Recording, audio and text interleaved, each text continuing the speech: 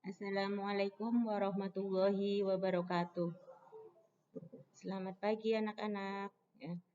Selamat pagi semuanya. Semoga sehat-sehat selalu. Kali ini kita akan masuk pada pembelajaran yang pertama pada KD 1.3.1.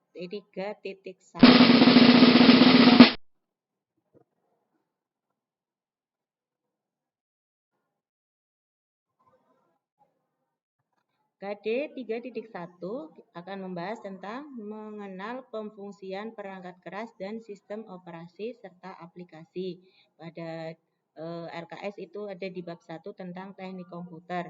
Di sini kita akan membahas tentang mengenal perangkat komputer dengan materi pokok, komponen utama komputer, pengertian perangkat keras, perangkat lunak, pengguna komputer, dan bagian-bagian perangkat keras komputer. Sekarang kita lihat. Komponen utama komputer itu ada 3 ya. Yang pertama perangkat keras atau hardware, yang kedua perangkat lunak atau software, dan yang ketiga pengguna komputer atau firmware. Sekarang yang pertama, apa itu perangkat keras? Perangkat keras adalah perangkat komputer yang dapat kita lihat secara fisik, dapat dipegang atau dipindahkan. Nah, ini contohnya di sini. Ada monitor dan sebagainya. Nanti kita akan bahas satu persatu. Selanjutnya, yang namanya perangkat lunak. Apa itu perangkat lunak? Adalah perangkat komputer yang berupa program aplikasi dan sistem operasi. Berisi program-program, contoh program aplikasi, Adobe Reader, CorelDRAW, Microsoft Word, Microsoft Excel. Kalau yang contoh sistem operating system, ya misalnya Windows. Nah, yang dipakai di laptopnya Bu Guru Windows, jenisnya Windows 10. Mungkin ada Unix, Linux, atau Mac OS, dan lain-lain. Kemudian ada brainware. Brainware adalah orang yang menggunakan komputer. Sekarang banyak profesi yang dikatakan brainware lah. Contohnya programmer, analis, akuntan, kasir, dan lain-lainnya. Sekarang kita lihat bagian-bagian hardware. Ada beberapa bagiannya. Yang pertama, piranti masukan atau input device, piranti proses atau proses device, piranti keluaran atau output device, piranti penyimpanan atau storage device, dan ada piranti tambahan atau peripheral device. Dari masing-masing bagian ini ada bagian lagi. Misalnya piranti masukan ini berfungsi untuk perangkat komputer yang memanajemen data dari komputer itu sendiri, yaitu berupa pengendalian terhadap data masukan atau keluaran. Contohnya ada mouse, keyboard, kemudian joystick, kemudian ada yang namanya kamera digital, mungkin kamu di rumah sudah ada yang punya, dan alat pindai kode untuk memindai atau membaca kode-kode yang disampaikan. Kemudian ada piranti proses atau proses device.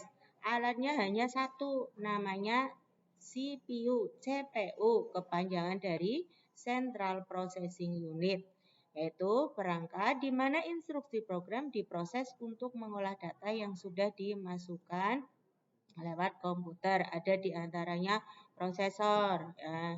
Prosesor ini bagian dari CPU yang berfungsi seperti otaknya komputer. Nah, di sini contohnya ada Intel Core i7, kemudian RAM, Random Access Memory, Mainboard, VGA card, kemudian sound card, dan ROM, Read Only Memory. Nanti fungsi masing-masing akan kita jelaskan pada pertemuan lebih lanjut. Kemudian yang selanjutnya ada output device atau piranti keluaran. Berfungsi untuk menghasilkan data setelah data input masuk kemudian diproses.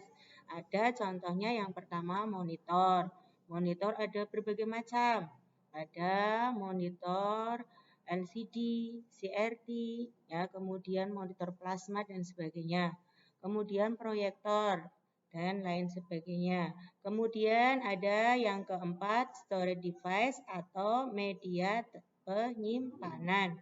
Media penyimpanan merupakan tempat menyimpan hasil input. Nah, dan outputnya kemudian agar data tidak hilang disimpan di storage device.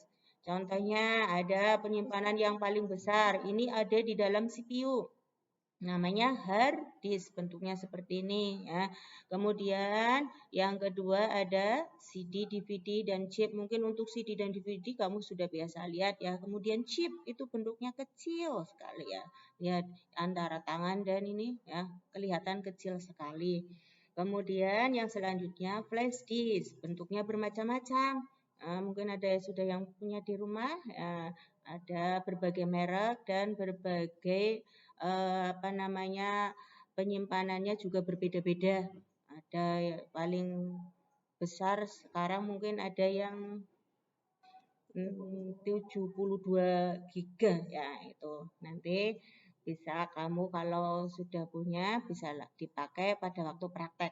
Kemudian yang selanjutnya adalah perangkat tambahan.